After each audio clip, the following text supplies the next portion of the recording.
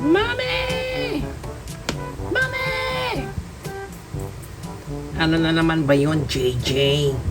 Mami, magpapahelp sana ako sa iyo eh. Natatakot kasi ako.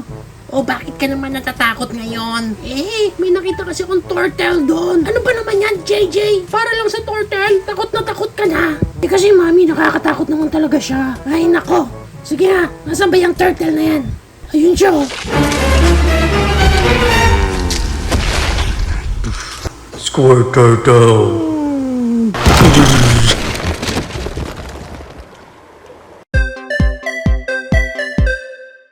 And here's the big toy na re-reviewin natin for today. This is the Pokemon Squirtle. Hindi ko alam kung anong brand niya. Basta alam ko KO lang siya and this one is a vinyl statue. Kapag binili natin siya, ganitong klaseng packaging ang meron siya sa harap. And sa likod niyan, ganun lang din. Pero medyo may tama lang yung box natin. Sa side, ganyan lang itsura niya, plain na blue. Sa kabilang side, ganyan lang din, plain na blue, pero this side naman, may mga tama na ulit yung box natin. Sa ibabaw niya, medyo mahirap ipakita, pero plain blue lang din. And sa ilalim niya, wala ka na ulit i-expect dyan kasi isang malaking plain na blue lang din. Kaya nga magandang gawin natin dyan ngayon, i-unbox na natin yan. And pag unbox natin siya, makukuha ka lang din dito isang Pokeball. And check natin yung details ng Pokeball na to. Yan, no? Bilog na mukhang may exclamation point pa. Yan.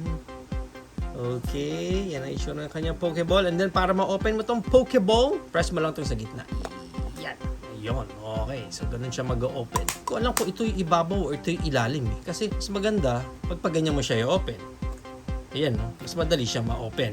Pero nandito yung design niya. So pag nandiyan yung design naman, parang awkward kasi pabaliktad. So mukhang itong plain, mas maganda yung nasa ibabaw para pag ino-open mo siya.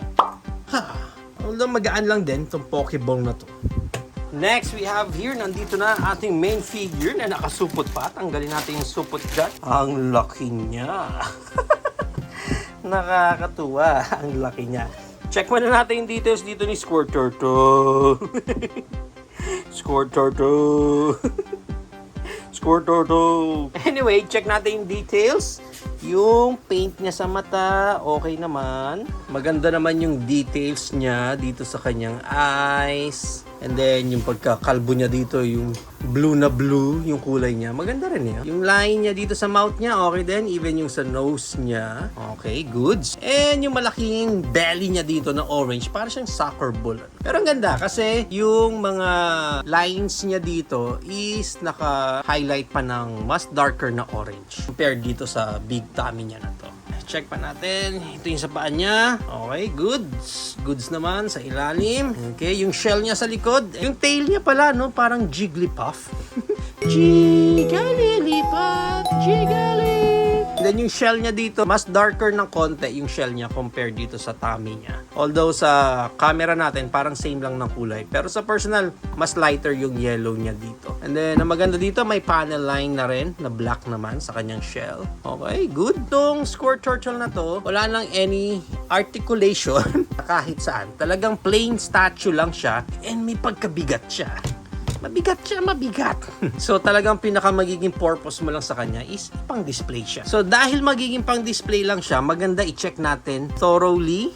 Check natin mas maigi yung mga nakadikit na part sa kanya. Kasi parang ilang piraso siya na pinagkabit-kabit lang. First na mapapansin mo is sa mga sulok-sulok niya, ayun no, makikita mo may butas talaga. May mga gaps. May mga gaps siya between sa mga parts niya. Okay, ganun din dito sa bandang likod niya. Yan. And especially dito, parang dito sa part na to parang mas malaki or mas kita yung gap niya dito. Ganun din dito sa ilalim. Dito ganun din. Dito sa ilalim niya ganun din.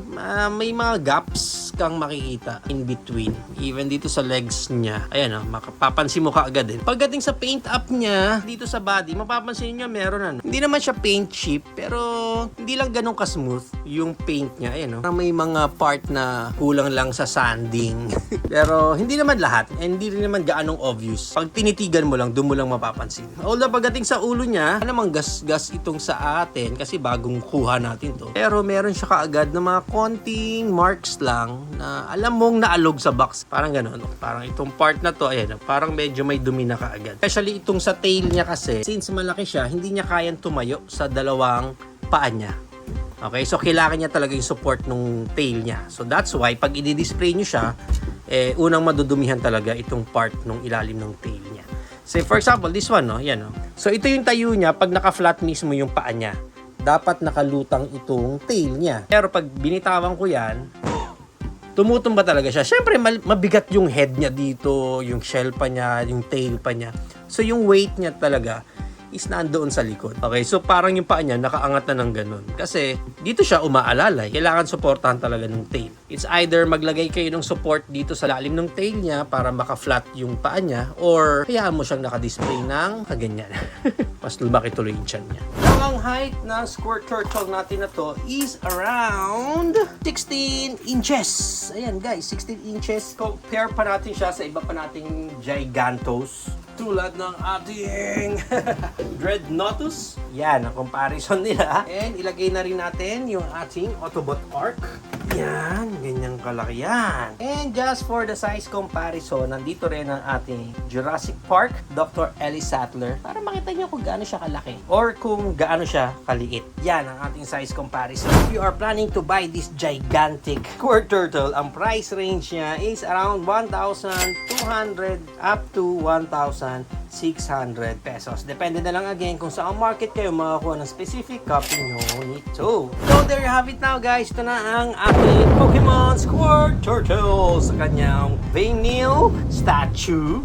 For me, I think this one is a good addition na para sa mga Pokemon collectors dyan. Lalo na kung gusto mo yung mga cutie na mga statue. Gusto mong makita siya kaagad ng mga bisita mo sa bahay dahil imposible hindi siya makita kaagad sa size niya na yan, sa bilog niya na yan. And I think, pag nakakuha ka na ng iba pang characters ito, mukhang magiging maayos naman siya sa display mo. Kasi imagine mo, katabi niya dyan si Pikachu, si Charmander, di ba, and the other Pokemon. Na ganito rin yung size niya. Yung life size talaga na mga statue, mapapawaw talaga kahit sino tumingin sa collection mo na yon. Although wala na siyang any articulation and may mga gaps in between ng mga lines niya, for me kung pang display mo lang naman, goods na siya. Knowing na yung price niya super baba niyan para sa size niya, given na knock-off version lang naman siya, kung talagang gusto mo lang ng pang display, goods na to. But if you are not a Pokemon collector, I think mas problema kapag kung saan mo siya i-display dahil sa size niya and sa bigat niya, mag-occupy siya talaga